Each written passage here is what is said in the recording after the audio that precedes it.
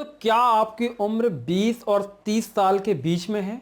यदि ऐसा है तो ये वीडियो आपके लिए बहुत इंपॉर्टेंट होने वाली है, क्योंकि यदि आप 20 और 30 साल की उम्र के बीच में हैं तो आपको पैसों के बारे में यानी अपने फाइनेंस के बारे में कुछ ऐसी चीज़ों के बारे में पता होना चाहिए जो आने वाले समय में आपको करोड़पति बना सकती हैं। जी हाँ, उन्हीं चीज़ों की मदद से, उन्हीं उसी इनकम की मदद से जो आप किसी जॉब से ले रहे हैं, या शायद आगे चल के किसी जॉब पे लगने के बाद जो आपको इनकम होगी, उसी इनकम की इस तरीके से मैनेजमेंट की विधि में आपको बताने वाला हूं जो आपको करोड़पति बना सकती हैं।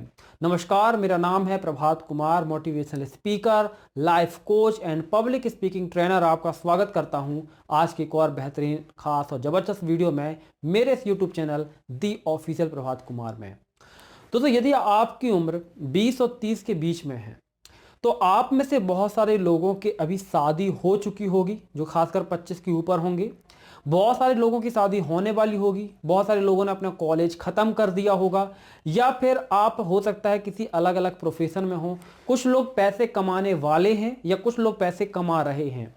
लेकिन पैसा कमाना एक चीज़ होता है और उसे मैनेज करना अलग बात होती है। ये कुछ ऐसा ही है जैसे एक नदी है जिसमें पानी है और पानी बह रहा है, लेकिन वो पानी आपके मतलब का तब तक नहीं है जब तक आप उसे उपयोग ना कर पाएं। वो पानी है तो नदी में, और यदि वो किसी राज्य में नदी बह रही तो वो पानी उसी राज्य का कहलाएगा, लेकिन वो राज्य उस पानी का उपयोग नहीं कर सकता है। वो पानी बहते हुए समुद्र में चला जाएगा। तो यदि पानी को उपयोग करना है तो वाटर मैनेजमेंट सीखना होगा। उसके लिए क्या कर सकते हैं? नदी में डैम बना सकते हैं, उससे आप टरबाइन घुमाकर पानी को प्रेशर से छोड़ेंगे, उससे टरबाइन घूमेगी जिससे बिजली बनेगी। उस पानी को आप कैनाल्स यानी नहरों की मदद से अलग अलग क्षेत्रों में बांट सकते हैं उस पानी को, जहां से सिंचाई करके किसान अपनी जीविका को आगे बढ़ा सकते हैं। यानी कुछ ना कुछ मैनेजमेंट से संबंधित काम करने पड़ेंगे उस पानी को लेकर जो नदी में ऐसे ही बह रहा है। वैसे ही आपकी लाइफ में जब आप काम कर रहे हैं या करने वाले हैं तो पैसा आएगा उस नदी के पानी की तरह। तो यदि लेकिन आप उसे मैनेज करना नहीं जानते हैं तो वो पानी जैसे समुद्र में बहकर चला जाता है और वेस्ट हो जाता है, वैसे आपके पास आने वाला पैसा भी आपके पास होते हुए बहकर चला जाएगा और आपके पास कुछ भी नहीं बचेगा। ऐसे में आपको कुछ फाइनेंस से जुड़ी या फाइनेंशियल प्लानिंग से जुड़ी बातें जानना जरूरी है। आज मैं आपको कुछ ऐसी महत्वपूर्ण बातें बताने वाला हूं जो आपको इतना रिच बना देंगी कि आने वाले समय में, यानी जब आप 50 या 60 साल की उम्र तक पहुंचने वाले होंगे, आप करोड़पति बन जाएंगे, और बिना किसी कॉम्प्रोमाइज किए हुए। ऐसा नहीं कि आप बहुत कंजूसी से अपना जीवन जिएंगे, फिर भी आप करोड़पति बन जाएंगे। कैसे? कुछ बातें हैं, उन्हें सीख कर। तो दोस्तों, यहाँ पे जो पहली चीज है वो ये कि आपको अपने पर्सनल फाइनेंस पे कंट्रोल करना सीखना होगा। यूजुअली 25, 24, 25, 26 की वो उम्र होती है जहां पे आपकी नई नई नौकरी लगती है, आपको पैसा कमाना आप शुरू करते हैं। तो जब आप पैसा कमाना शुरू करते हैं तो यहाँ पे आप अपने पैसे को कंट्रोल नहीं कर पाते हैं, क्योंकि आप फ्री हैंड होते हैं। आप पैसा कमा तो रहे होते लेकिन आपके पास कोई जिम्मेदारी नहीं होती है। ऐसे में आप अलग अलग जगह पे पैसा खर्च करना शुरू कर देते हैं। अब ऐसे में होता यह है कि आपके पास महीने के आखिरी में जब देखा जाता है तो बहुत कम पैसा बचता है या पैसा बचता ही नहीं है, और आपके लिए ये बात मायने नहीं रखती है, लेकिन लॉन्ग टर्म में ये बात मायने रखती है। तो सबसे पहली चीज है कि आप पैसे को बचाइए, और पैसे को बचाने के लिए आप में से कहेंगे भाई मेरी पेमेंट इतनी है कि पूरे महीने के आखिरी तक पहुंचते पहुंचते मेरे पास तो दूसरों से पैसे लेने की नौबत आ जाती है, पैसा बचता ही नहीं है। इसके लिए एक सिंपल सा फॉर्मूला आप अपना सकते हैं कि पैसे को कैसे कंट्रोल करना है और कैसे बचत करनी है। कि बचत को पहले करना है, खर्च को बाद में करना है। क्या मतलब निकला इसका? कि जैसे आप पैसा खर्च कर रहे हैं तो आपकी मान लीजिए पेमेंट 30,000 रुपए है, तो आप 30,000 रुपए में से 10,000 रुपए पहले ही बचत के निकाल दीजिए, तब आपके पास बचेंगे 20,000 रुपए। और अब इस बात को इमेजिन करिए या इस बात को स्वीकारिए कि आपकी पेमेंट या आपकी आय 20,000 रुपए महीना ही है, और जिस तरीके से एक 20,000 रुपए महीने कमाने वाला व्यक्ति खर्च करता है उस तरीके से अपनी लाइफ स्टाइल दीजिए। ऐसे में आप 20,000 रुपए में ही अपने सारे खर्चे कर पाएंगे, और 10,000 रुपए आप पहले ही बचा लेंगे, और उस 10,000 रुपए को आप भूल जाइए। ये मानिए ही मत कि आपके पास वो 10,000 रुपए बचे हुए हैं। ऐसे में आप कुछ भी करेंगे लेकिन अपने खर्च 20,000 रुपए में ही कर लेंगे। तो ये एक बहुत ही अच्छी मेथड है कि पहले आपको पैसा बचाना है, फिर खर्च करना है। दूसरा यहां पे दोस्तों जो सॉलिड रूल है फाइनेंस के बारे में, ये कि पैसा बचाना ही नहीं है, पैसे को निवेश करना है। फॉर एग्जाम्पल के लिए नदी के ऊपर आपने डैम बना लिया जिससे कि पानी रुकने लगा। अब यदि आप डैम के गेट को वापस खोल देंगे तो पानी फिर नदी के रास्ते बह के समुद्र में चला जाएगा। तो यहां पे आपको उस पानी को नहरों के जरिए अलग अलग जगहों में भेजना है ताकि उसका यूज हो सके और जिससे कि राज्य के अंदर कुछ आउटकम निकल कर आए, कुछ प्रोग्रेस हो। वैसे ही जब आप पैसे को बचाने की हैबिट डाल लेते हैं उस बचत और खर्च वाले फॉर्मूले से, तो बचाए हुए पैसे को आपको निवेश करना है। आप निवेश कहां कर सकते हैं? आप स्टॉक मार्केट में, आप म्यूचुअल फंड में, रियल एस्टेट में, या फिर और ऐसी जगह में पैसा निवेश कर सकते हैं जहां से वो पैसा आपके लिए और पैसा बनाए। और ये वाला काम मिडिल क्लास के लोग तो बिल्कुल भी नहीं करते हैं, क्योंकि बेसिकली 30 साल की उम्र तक तो लोग पैसे बचाते भी नहीं हैं। उसके बाद जब वो पैसा बचाना शुरू करते हैं तो वो केवल पैसा बचा रहे होते हैं, उसे निवेश नहीं करते हैं। तो यहां पे आपको इनिशियल शुरुआती अवस्था में ये जान लेना है कि आपको पैसा बचाना है और उस बचाए हुए पैसे को निवेश करते। यहां पे दोस्तों जो तीसरा फाइनेंशियल अंडरस्टैंडिंग जो आपको डेवलप करनी है वो ये कि आपको पावर ऑफ कंपाउंडिंग को समझना होगा। पावर ऑफ कंपाउंडिंग क्या होती है, इस बात को समझने के लिए मैं आपको एक छोटे से एग्जांपल से समझाता हूं। और उसके पहले आप एक बात समझ लीजिए, एक रूल है अमीर बनने का, early to earn early to invest, यानी जल्दी से पैसा कमाना है आपको और जल्दी से पैसा निवेश करना है। ये बात मैं कह रहा हूं उम्र के विषय में। यानी यदि मैं 20 साल की उम्र में, फॉर एग्जांपल के लिए आप समझिए कि मेरी उम्र 20 साल है अगर, तो मैं 20 साल की उम्र से हर महीने 2000 रुपए निवेश कर रहा हूं किसी म्यूचुअल फंड में, स्टॉक मार्केट में या कहीं और, जहां से मुझे सालाना 15% का रिटर्न मिल रहा है। सालाना 15% का रिटर्न मिल रहा है और महीने के केवल 2000 रुपए निवेश कर रहा हूं। इस तरीके से साल के 24,000 रुपए होते हैं। तो जब मेरी उम्र 60 साल होगी तो मुझे निवेश करते हुए 40 साल हो जाएंगे। तो मेरे पास जो पैसा 60 साल की उम्र में 15% के रिटर्न की दर से मेरे पास आएगा वो होगा तकरीबन 4,60,92,000 रुपए। यानी कि आप केवल 2000 रुपए महीना इन्वेस्ट करके 15% की दर से, जब आप 60 साल के होंगे, जब आप ये काम 20 साल से कर रहे होंगे, तो 60 साल के होते होते आपके पास 4,60,00,000 रुपए के तकरीबन पैसा हो जाएगा। लेकिन यदि आप इसी निवेश को जस्ट 5 साल बाद यानी 25 साल की उम्र से करना शुरू करेंगे, तब आपके पास निवेश करने की जो समय अवधि होगी वो केवल 35 साल होगी। और इस 35 साल की समय अवधि में आपके पास जब आखिरी में आप 60 साल के होंगे तब आप देखेंगे आपके पास कितना पैसा बना, तो वो होगा 2,28,00,000 रुपए। यानी 5 साल पहले शुरुआत करने मात्र से, यानी 20 साल की उम्र से शुरुआत करने से 4,60,00,000 रुपए आपको मिलेगा। और 25 की उम्र से उसी तरह का निवेश शुरू करेंगे 2000 रुपए महीने का, तो केवल 5 साल लेट होने की वजह से आपको उससे आधे पैसे मिलेंगे जो होंगे 2,28,00,000 रुपए। तो दोस्तों यहां पे आपने जाना कि किस तरीके से कंपाउंड काम करता है। ये क्यों अंतर इतना, लगभग आधे का अंतर क्यों? 5 साल की देरी आपकी जो फाइनल इनकम होगी 60 साल की उम्र में उसे आधा कर देती है। तो ऐसे में आपको इस बात को जरूर ध्यान रखना है कि जितना जल्दी हो सके उतना जल्दी आपको निवेश करने की शुरुआत कर देनी है, पैसा इन्वेस्ट करना शुरू कर देना है। दोस्तों यहां पे एक और जो अगली और महत्वपूर्ण फाइनेंशियल जो चीज है वो आपको समझनी जरूरी है यदि आप 20 से 30 के बीच के हैं, कि आपको different kinds of source of income समझने होंगे।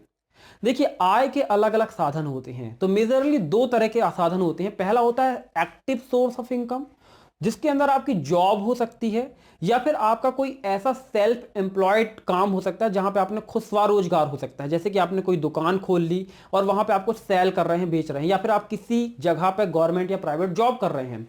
तो यहां पे तब तक आपको पैसा मिलता है जब तक आपकी दुकान की शटर ऊपर रहती है। शटर गिरने के साथ में आपकी सेलिंग रुक जाती है, आपके पास पैसा आना बंद हो जाता है। वैसे ही जितने घंटे आप या जितने दिन आप नौकरी करते हैं उतने दिन आपको पैसा मिलता है, उसके बाद पैसा मिलना बंद हो जाता है। इसी की जगह दूसरा विकल्प होता है पैसिव सोर्स ऑफ इनकम का। अब यदि आप अपना पैसा स्टॉक मार्केट में लगाते हैं, रियल एस्टेट में लगाते हैं, म्यूचुअल फंड में इन्वेस्ट करते हैं, तो ये पैसिव सोर्स ऑफ इनकम होते हैं। इसके अलावा और भी अलग अलग तरह के माध्यम हो सकते हैं। फॉर एग्जांपल के लिए आपके पास एक घर है और उस घर को यदि आप किराए से देते हैं या कोई प्रॉपर्टी उसको किराए से देते हैं तो उससे भी आपको इनकम होगी। वहां पे आपको कुछ करना नहीं है, आप घर में सो रहे होंगे फिर भी आपके पास इनकम आ रही होगी।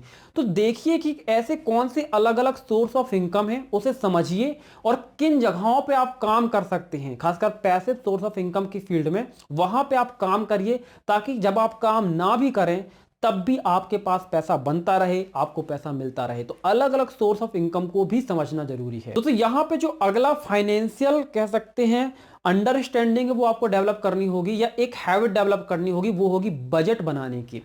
महीने की शुरुआत में ही आपको कहां पे कितना और कैसे खर्च करना है इस बात की प्रॉपर प्लानिंग बनानी होगी। फॉर एग्जाम्पल के लिए यदि आप कभी मार्केट घूमने जाते हो, वहां पे आपको एक अच्छा सा ब्लेजर या अच्छी सी शर्ट टंगी हुई दिखती है, तो ऐसा तो नहीं कि आप उस शर्ट को देखकर वहीं पे उसे खरीद लेते हैं। यदि आप ऐसा करते हैं तो आप फाइनेंशियल प्लानिंग नहीं करते हैं। यदि आप प्रॉपर फाइनेंशियल प्लानिंग करेंगे तो उसमें आपको बजट बनाना होगा कि इस महीने में 1,000 रुपए कपड़े खरीदने के लिए खर्च करूंगा, तो फिर आपको उस महीने ही कपड़े खरीदने हैं और 1,000 रुपए से ज्यादा के कपड़े नहीं खरीदने हैं।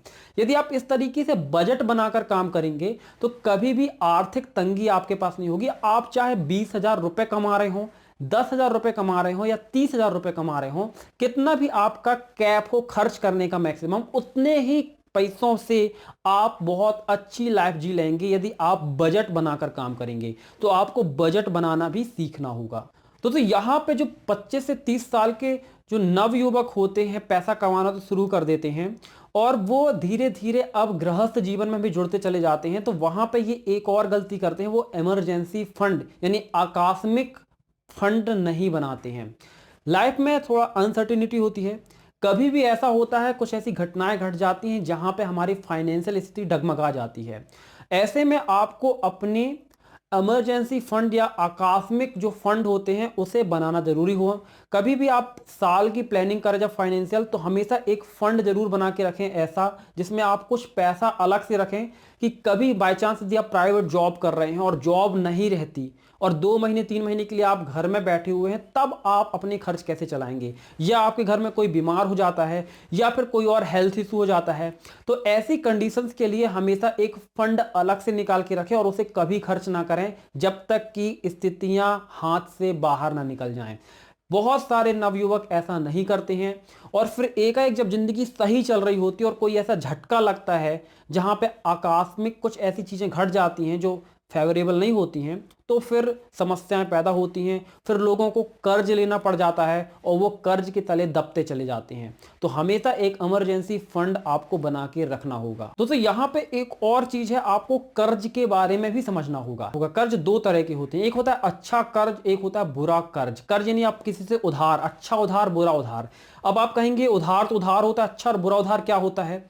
देखिए, जब भी आप किसी से पैसा उधार लेकर, चाहे वो बैंक हो या कोई व्यक्ति हो, उसे अपने बिजनेस या किसी ऐसी चीज में उस पैसे को लगाते हैं जहां से उस ब्याज जो उस पैसे पे आपको लेने के बाद लगने वाली है उससे ज्यादा पैसा कमा सके। फॉर एग्जांपल के लिए आप यदि एक गाड़ी लेते हैं 4 व्हीलर और उसे कर्ज यानी उधार में ले लेते हैं और उसके बाद उसे रेंट पर चलाते हैं गाड़ी को, तो उससे आपको कुछ इनकम होगी।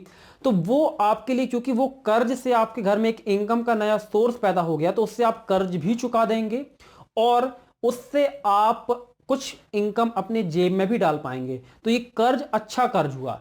उसी की जगह यदि आप कर्ज लेते हैं एक गाड़ी खरीदने के लिए, जो कि आप केवल शौकिया तौर पर गाड़ी ले रहे हैं, गाड़ी आपके घर में खड़ी रहती है, आप उसे पर्सनली यूज करते हैं, तो फिर यह कर्ज आपके लिए एक बैड लोन यानी बुरा कर्ज बन जाएगा और इसकी हर महीने आपको ईएमआई भरनी होगी। तो ऐसे में आपको यह समझना होगा कि बैड लोन और गुड लोन क्या होते हैं और इनके बीच का क्या अंतर होता है। तो बेसिकली अंतर यह होता है कि वो कर्ज जिसे लेने के बाद आपकी जेब में पैसा आए वो होता है अच्छा लोन, और वो कर्ज जिसे लेने के बाद आपके जेब से पैसा जाए वो होता है बुरा कर्ज। तो हमेशा अच्छे से समझिए कि अच्छा कर्ज क्या है, बुरा कर्ज क्या है, और दोनों के बीच में अंतर करके हमेशा गुड लोन की तरफ जाना है, बैड लोन को अवॉइड करना है। अगली यहां पे आपको जो बात ध्यान रखनी वो है क्रेडिट कार्ड के बारे में। क्रेडिट कार्ड बेसिकली एक उधार लेने का कार्ड होता है। क्रेडिट का मतलब ये होता है कि आपने उधार में पैसा ले लिया और उस पैसे को खर्च कर रहे हो। तो मिडिल क्लास यदि आप फैमिली से हो, तो क्योंकि क्रेडिट कार्ड का एडवर्टाइजमेंट इस तरीके से किया जाता है कि जो लोग के पास क्रेडिट कार्ड होता है वो बड़े कूल होते हैं, वो अच्छे होते हैं, कहीं भी कार्ड स्वाइप करके वो पैसे से कुछ भी खरीद सकते हैं। पर एक्चुअली में यदि आप समझो तो क्रेडिट कार्ड वाले 40 से 60% एनुअल ब्याज वसूलते हैं आप लोगों से, उस क्रेडिट कार्ड को लेने से, उसके पैसे से जो आप चीजें खरीदते हैं। तो यदि आपके मतलब कोई बिजनेस नहीं है या कोई ऐसी चीज नहीं जहां पे क्रेडिट कार्ड बहुत ज्यादा नेसेसरी है, तो हमेशा इस चीज को अवॉइड करिए। ये भी कि दिखावे के लिए जब भी पैसे की बात आए ना, तो दिखावा और पैसे के बीच में हमेशा पैसे को चुनिए, क्योंकि वो ज्यादा इंपॉर्टेंट है। दिखावा टेम्परेरी है, किसी को कोई फर्क नहीं पड़ता कि आपके पास क्रेडिट कार्ड है या डेबिट कार्ड है। तो दिखावे के लिए कभी भी ना कर्ज लीजिए, ना कोई ऐसे कार्ड, क्रेडिट कार्ड जैसे कार्ड लीजिए, क्योंकि ये आपको समस्याओं में फंसा देंगे। और ये बात आपको तब समझ में आएगी जब आप 30 की उम्र पार कर चुके होंगे, और तब आपके लिए बाउंस बैक करना बड़ा मुश्किल हो जाएगा। दोस्तों यहाँ पे अगला जो कह सकते हैं रूल है या अगली बात है जो कि बहुत सारे लोगों को नहीं पता होती है, वो ये इन्वेस्टमेंट। पैसा बचाना मिडिल क्लास फैमिली के लिए एक ऐसी चीज है जैसे आम, हर कोई पैसा बचाने के लिए आतुर होता है, हर कोई पैसा बचाता है, लेकिन यहाँ पे बचाए हुए पैसे को निवेश करना भी जरूरी होता है। ऐसे में कहाँ कहाँ पैसा निवेश किया जा सकता है जहां पे सुरक्षित तौर पे आप पैसे से और पैसा बना सकें, इस बात को आपको सीखना होगा। कुछ बहुत ही प्रचलित माध्यम है जैसे रियल एस्टेट, जैसे कि छोटे मोटे पैसे बिजनेस, या फिर दूसरों के बिजनेस में पैसा लगाना, स्टॉक मार्केट में पैसा लगाना, म्यूचुअल फंड के जरिए स्टॉक मार्केट में पैसा लगाना, ये माध्यम होते हैं। इनके बारे में भी आपको लगातार सीखना चाहिए ताकि आप बचाए हुए पैसे को सही ढंग से निवेश कर पाएं, ताकि वो पैसा आपके लिए और पैसा बनाए और आप फाइनेंशियल फ्री हो पाएं। तो ये बेसिक चीजें थी। यदि आपको 25 से 30 की उम्र में ये चीजें पता हैं तो आप खुद को फाइनेंशियल स्टेबल कर लेंगे, और छोटे छोटे निवेश करते करते जब तक आपकी रिटायरमेंट की उम्र आएगी तब तक आप करोड़पति बन चुके होंगे। और लेकिन यदि आप इन चीज़ों को नहीं जानते हैं तो आप कभी भी फाइनेंशियल प्रॉब्लमों में फंस सकते हैं। तो उम्मीद है दी गई जानकारी आपको पसंद आई होगी। यदि दोस्तों आप इसी तरीके से लाइफ को इंप्रूव करने वाली वीडियोस, मोटिवेशनल और इंस्पिरेशनल वीडियो देखना चाहते हैं तो आप मेरे इस यूट्यूब चैनल जिसका नाम है दी ऑफिशियल प्रभात कुमार, इसे जरूर सब्सक्राइब कर लीजिए। साथ ही द ऑफिशियल प्रभात कुमार के नाम से मैं अलग अलग प्लेटफॉर्म जैसे कि फेसबुक, इंस्टाग्राम और ट्विटर पर भी अवेलेबल हूं। तो यदि आप मुझे फॉलो करना चाहते हैं तो आप वहां भी जाके मुझे फॉलो कर सकते हैं। तो मिलता हूं दोस्तों अगली वीडियो में, तब तक के लिए जय हिंद, जय भारत, वंदे मातरम।